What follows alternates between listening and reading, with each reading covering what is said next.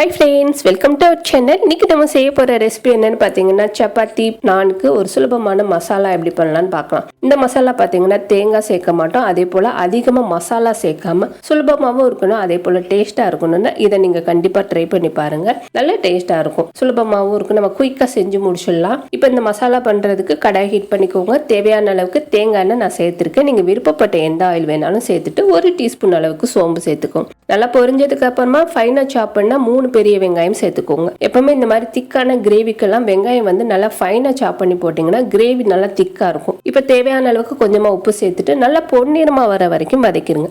வெங்காயம் மட்டும் நல்லா வதங்கிருச்சுன்னா அந்த கிரேவியோட டேஸ்ட் சூப்பராக இருக்கும். இந்த அளவுக்கு நீங்கள் வதக்குனதுக்கு அப்புறமா மசாலா சேர்த்துக்கலாம். இப்போ ஒரு 1/4 டீஸ்பூன் அளவுக்கு மஞ்சத்தூள் சேர்த்துக்கோங்க. இது கூட நான் கலருக்காக 2 டேபிள் ஸ்பூன் காஷ்மீரி மிளகாத்தூள் எடுத்திருக்கேன். நீங்கள் தனி மிளகாத்தூள் எடுத்தீங்கன்னா 1 டேபிள் ஸ்பூன் எடுத்துக்கோங்க. இப்போ 2 டேபிள் ஸ்பூன் தனியாத்தூள் சேர்த்துக்கலாம். இது கூட 1 டீஸ்பூன் கரம் மசாலா தூள் சேர்த்துக்கோங்க. நல்லா ஃபைனாக சாப் பண்ணால் கொத்தமல்லி சேர்த்துக்கோங்க. இது கூட நீங்கள் விருப்பப்பட்டீங்கன்னா புதினா இலைகளும் சேர்த்துக்கலாம். இப்போ இது கூட 1 டேபிள் ஸ்பூன் இஞ்சி பூண்டு பேஸ்ட்டு சேர்த்துட்டு நல்லா வந்து சுருளை வதக்கிடுங்க. நீங்கள் விருப்பப்பட்டீங்கன்னா இன்னும் கொஞ்சம் ஆயில் கூட சேர்த்துக்கலாம். இப்போ நல்லா வதங்கினதுக்கு அப்புறமா இது கூட நல்லா ஃப்ரெஷ்ஷான தயிர் ஒரு 1/4 கப் அளவுக்கு சேர்த்துக்கோங்க. நம்ம எப்பவுமே தக்காளி மட்டும் வச்சு பண்ணுவோம். இந்த மாதிரி தயிரும் தக்காளியும் சேர்த்து மிக்ஸ் பண்ணி பண்ணும்போது இந்த கிரேவிக்கு ஒரு தனி டேஸ்ட் கொடுக்கும். ஒரு தடவை கண்டிப்பாக ட்ரை பண்ணி பாருங்க. இப்போ நல்லா கட்டி இல்லாமல் மிக்ஸ் பண்ணிவிட்டு அதுக்கப்புறம் நம்ம காய் எல்லாமே சேர்த்துக்கலாம். இது கூட ஃபைனாக சாப் பண்ண தக்காளி பெரிய சைஸாக 1 எடுத்திருக்கேன். 3 பெரிய சைஸ் உருளைக்கிழங்கு எடுத்துக்கோங்க. இது கூட ஃப்ரெஷ்ஷான பட்டாணி ஒரு 1/4 கப் அளவுக்கு சேர்த்துக்கோங்க. சேர்த்ததுக்கு அப்புறமா இதில் இன்னும் கொஞ்சம் உப்பு சேர்த்துக்கலாம். நம்ம வதக்கும்போது கொஞ்சம் உப்பு சேர்த்துருந்தோம், இப்போ கொஞ்சம் உப்பு சேர்த்துட்டு நல்லா வதக்கி விட்டுருங்க.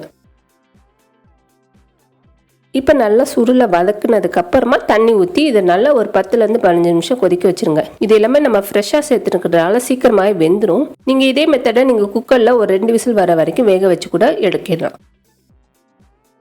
இப்போ நல்லா மிக்ஸ் பண்ணியாச்சு, மூடி போட்டு அப்படியே விட்டுருங்க.